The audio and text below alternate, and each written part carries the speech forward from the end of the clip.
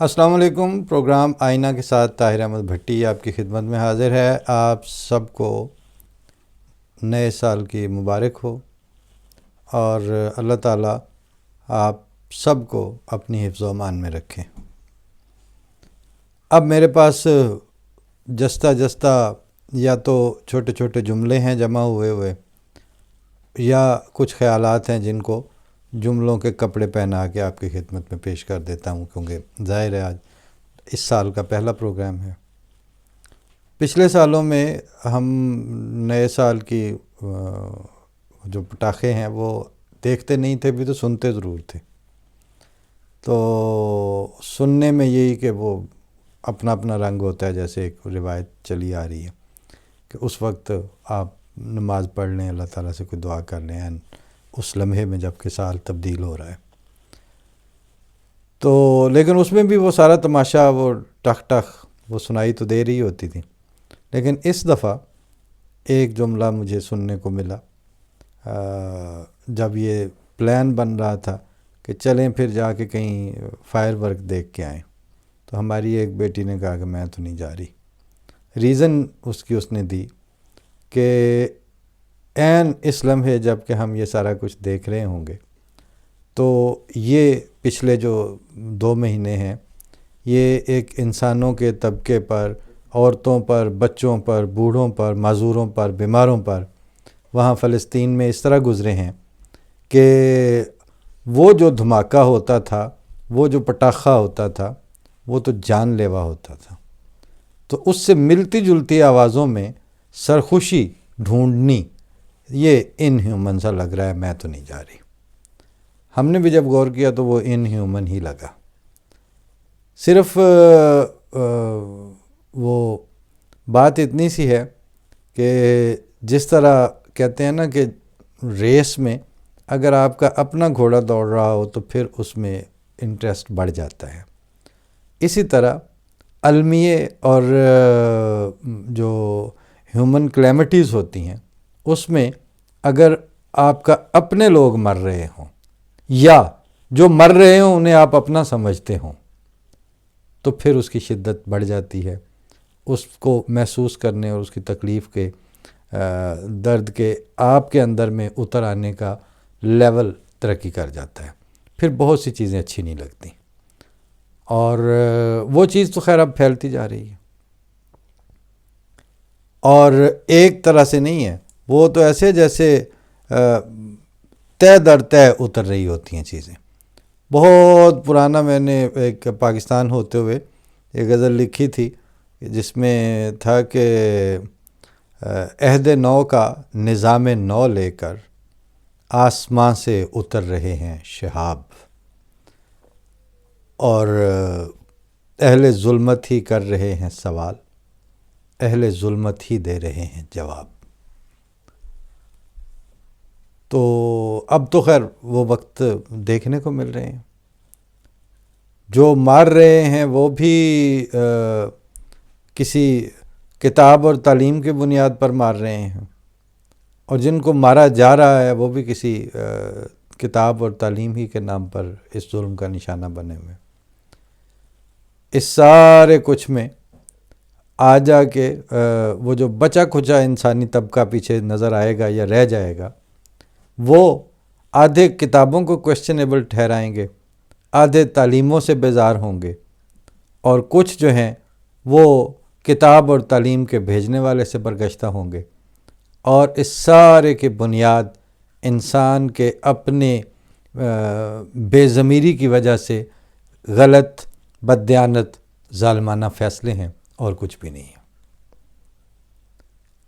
ادھر جب پاکستان میں 2024 کا دن چڑھا تو اس دن جمشید دستی کی ایک ویڈیو منظر عام پر آئی، سننے کو ملی۔ وزیر بھی رہ چکے، 4 دفعہ ایم این اے بھی، اسمبلی کے ممبر بھی منتخب ہو چکا بندہ، اور چونکہ اب وہ جنہوں نے بنانا ہے کسی کو ممبر یا وزیر، یا جن کی آشیرواد سے جو اصل پلیئر ہیں ان کو سوٹ نہیں کرتا تو انہوں نے پھر کسی بھی حد تک جانا تھا. تو اب اس شریف آدمی نے، بات یہ ہے کہ یہ نہیں ہوتا کہ وہ پی ٹی آئی کا ہے یا وہ نون لیگ کا ہے. بات یہ ہے کہ وہ ایک بندہ تھا، وہ پاکستانی ہے، اور وہ رو رو کے ویڈیو بنوا رہا ہے اور کہہ رہا ہے کہ میرے سامنے میری بیوی کے کپڑے اتارے گئے اور میرے 10 مہینے کے بچے کو مارا گیا.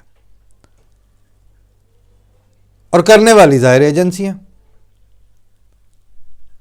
اب انہی ایجنسیوں کا کسی وقت خلائی مخلوق نام ہوتا تھا، اور ان کی ڈوریاں جو ہیں وہ کسی اور کے ہاتھ میں ہیں، اور یہ سارے مل ملا کے کیڑی عدلیہ تے کیڑا قانون. لا تو یہ نہیں ہے نا، چادر اور چار دیواری تو نہیں ہے نا. جب آپ نے یہ حرکت کر لی تو وہ جو ایک انڈرسٹینڈنگ ہے جس کو آئین اور قانون کے طور پر کہتے ہیں کہ آئین جو ہے وہ عوام الناس کا ریاست کے ساتھ ایک ایگریمنٹ اور ایک معاہدہ ہوتا ہے. اس معاہدے میں یہ تو کہیں نہیں لکھا ہوا تھا، اس معاہدے میں یہ تو طے ہی نہیں ہوا تھا. تو اب جب یہ سارا کچھ ہونے لگ گیا ہے جو آئین میں نہیں تھا، تو اس کا مطلب ہے کہ اب جو کچھ بھی ہو رہا ہے وہ آئین میں نہیں ہے. اب آپ جو کچھ بھی کرنے جا رہے ہیں اس کی ایک تو آئینی حیثیت کوئی نہیں ہے، چاہے آپ اس کا نام الیکشن رکھ لیں.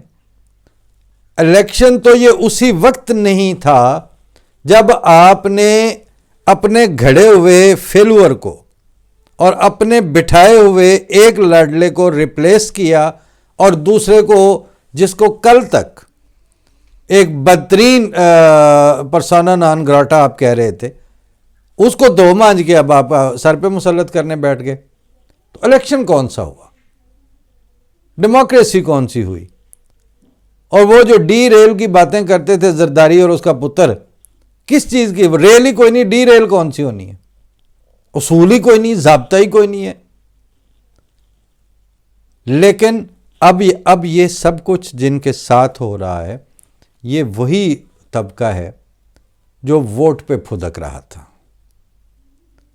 جو نعرے چنتا تھا اور نعرے بناتا تھا ووٹ کو عزت دو.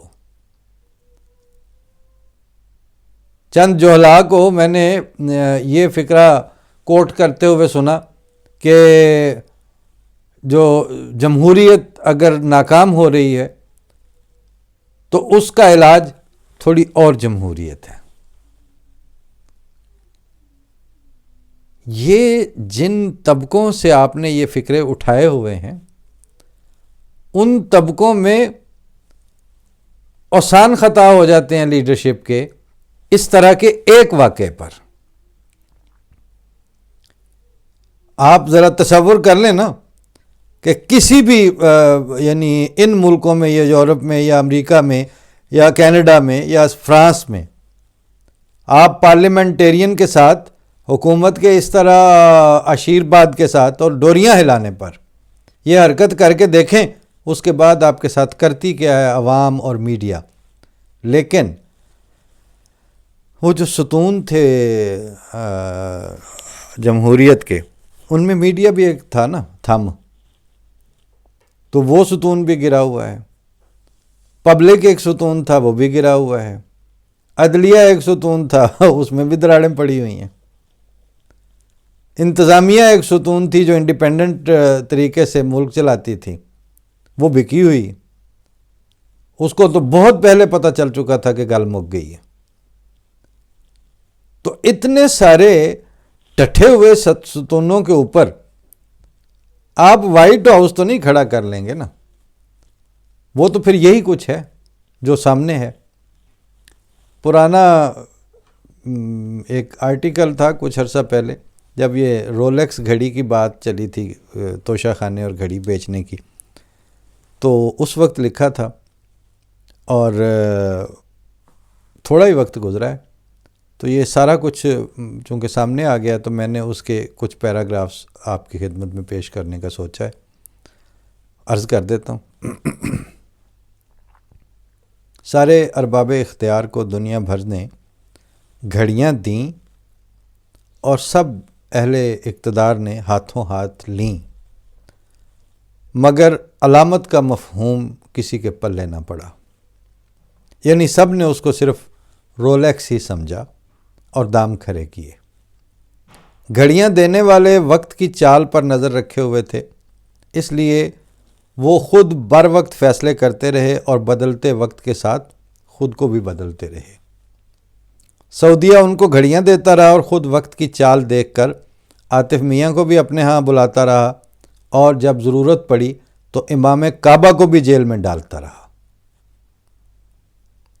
اور جو اقدامات ان کی ضرورت کے مطابق تھے ان کو بلا دھڑک اٹھاتا رہا۔ گھڑیاں لے کر اچکوں کی طرح یہ لوگ صرف دلالی کی دکانیں ڈھونڈتے رہے۔ گھڑیاں دینے والوں کے اپنے ملک تھے اور وہ ملک ان کی نسلوں کی وراثت تھے۔ ان کا سلوک اپنے ملکوں سے ملکیت جیسا تھا۔ پاکستان تو اٹھائی گیروں کے ہتھے چڑھا ہوا تھا، اس لیے ان گھڑی بازوں کا سلوک اس ملک کے ساتھ ٹھیکیداروں والا تھا، ذمہ داروں والا نہیں۔ تو پھر یہی ہونا تھا، رونا کیسا؟ قائد اعظم کو اللہ تعالیٰ نے وقت پر ہی بلا لیا، ورنہ فاطمہ جناح کے ساتھ بدسلوکی ہی بتا رہی تھی کہ یہ خود محمد علی جناح کے ساتھ کیا کرتے۔ دو منظم جماعتیں اور ان کی لیڈرشپ ایسی تھیں جن کی پاکستان بنانے کے لیے بانی پاکستان کے ساتھ کوآرڈینیشن اور تعاون معین، ٹھوس اور تاریخی طور پر ثابت ہے۔ ایک احمدی اور دوسرے آغا خانی، ان دونوں کو پاکستان کے سیاسی، سماجی اور آئینی منظر نامے میں جس چابک دستی اور ڈھٹائی سے اجنبی بنا دیا گیا، اس کے لیے کسی لمبی چوڑی بحث کی ضرورت نہیں۔ مجھ سے اور آپ سے شروع ہو کر دانشوری کے سرخیلوں تک سب کو پتہ ہے، چمٹی سے پکڑ کر الگ رکھے رکھا اور غضب خدا کا کہ احراریے اور مودودی اور دیوبندی پاکستان کے مالک بن بیٹھے۔ یہ ملک ان کو تھما دیا گیا جو اس کے بنانے والے کے اشد مخالف تھے، جو اس کو قائد اعظم کی بجائے کافر اعظم کہتے تھے اور پاکستان کو ایک حرامی بچہ قرار دیتے تھے، اور ان پھبتیوں پر اور جملے بازیوں پر فخر کرتے تھے۔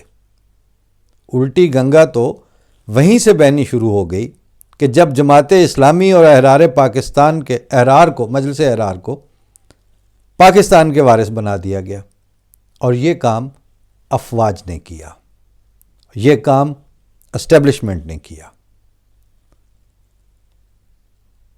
اور بڑی ڈھٹائی سے کیا۔ یہ کام بھٹو نے کیا، اور وہ سن 70 کی سیاست کا عمران خان تھا۔ اقتدار اور طاقت کا سرچشمہ کمپرومائز کو جانتے ہوئے بھی عوامی پن کا ڈھول بجاتے رہے۔ دانشور جن کو لیفٹ کے سرخے پن کے بعد مقامی شناخت کے بھی اشد ضرورت تھی، وہ ساتھ مل کر پاپولسٹ تشخص تو دیتے رہے، مگر اپنے اشتراکی عقائد کے باوجود موروثی سیاست پر چپ ہی رہے۔ یہ جتنی بھی ریڑھ کی ہڈی والے دانشور ہیں پیپل پارٹی کے، یہ سارے اسی کے مصداق ہیں۔ ان کے سامنے موروثی سیاست ہوتی رہی،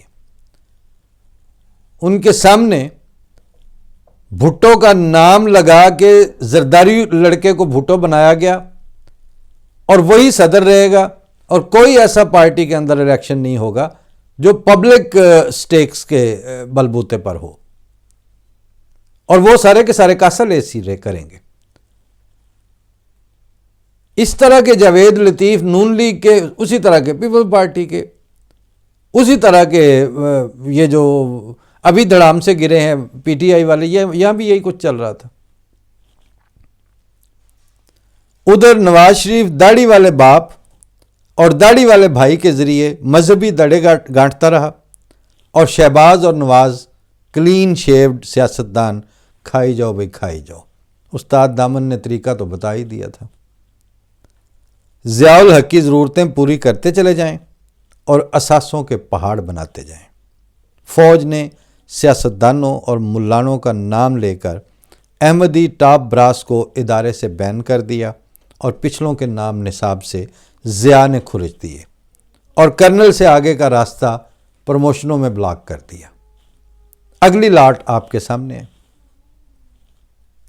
ISPR اب ٹوپیاں سر پر رکھنے کے لیے دونوں ہاتھوں سے سنبھال رہا ہے، مگر سوتر کو چوہے کتر چکے ہیں۔ باجوہ ڈاکٹرائن، عمران پروجیکٹ ٹھیکیداروں کی آخری فصل تھی۔ ہمسائے زمینداروں کے ساتھ اعلیٰ درجے کی کمینگی اور منافقت جاری رکھی۔ چین نے فیصلہ کن ترقی کر لی۔ انڈیا کی معیشت کو اب صرف گالیاں دی جا سکتی ہیں، اس کا بگاڑا کچھ نہیں جا سکتا۔ اور طالبان پاکستانی علاقوں پر دعویٰ رکھنے والی قوت بنا دیے گئے۔ بلوچستان کے اندر ایران کا نفوذ جائے حیرت ہے کہ آئینے کے اندر آئینہ۔ زرداری سندھ پر مطمئن اور باقی پاکستان کو بیٹا بیٹا کہہ کر پکارتا ہے۔ بٹ گئی تھی دوستوں میں، کام میں اور عشق میں۔ مملکت خداداد اتنے ڈھیر سارے مفادات اور دھڑوں میں بٹ چکی ہے، اور وہ سارے وہ ٹھیکیدار ہیں جن کو سب کچھ مل گیا ہے۔ انہوں نے بنایا اور کمایا نہیں ہے، اس لیے ان سب نے گنوانا بھی کیا ہے۔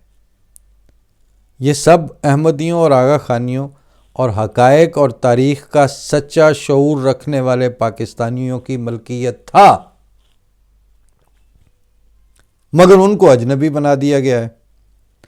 متدین مزاج سچا پاکستانی ٹھڈے مار کر الگ کیا گیا ہے، یا ایسے حالات پیدا کیے گئے کہ ملینز کی تعداد میں وہ ہجرت کر جائے، وہ پاکستان چھوڑ جائے۔ پچھلے 2 سالوں کا ہی ڈیٹا اٹھا کے دیکھ لیں۔ اور مفاد پرست حب الوطنی کے فریم میں جڑ کر سجائے گئے ہیں۔ اب ان اتارے گئے ٹھیکیداروں کی اصل اور نسل کا امتحان ہے۔ وہ خود ہی بتا دیں گے کہ وہ کون تھے یا وہ کون ہیں۔ ہم اب صرف دیکھ سکتے ہیں۔ ظہیر مہاروی کا ایک سرائکی شعر ملاحظہ فرمائیں کہ جیندہ بھی ہوں بنے پیا، جیندہ بھی ہو بنے پیا، ساڑھے تو گیا نہیں۔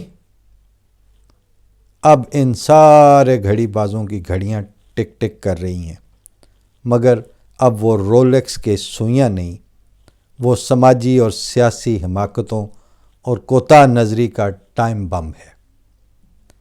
اس کی ٹک ٹک تو ہے، اور ہے بھی اپنی رفتار پر، مگر اب وہ ردھم بہت تیز لگتا جا رہا ہے۔ الیکشن، ممبری، کونسل، صدارت بنائے خوب آزادی نے پھندے۔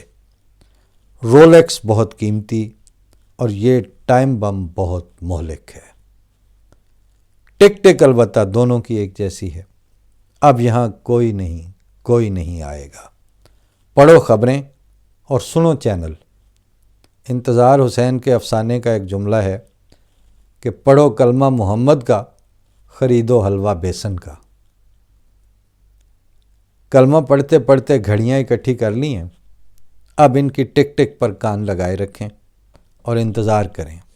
اللہ حافظ رولیکس، اللہ حافظ پاکستان۔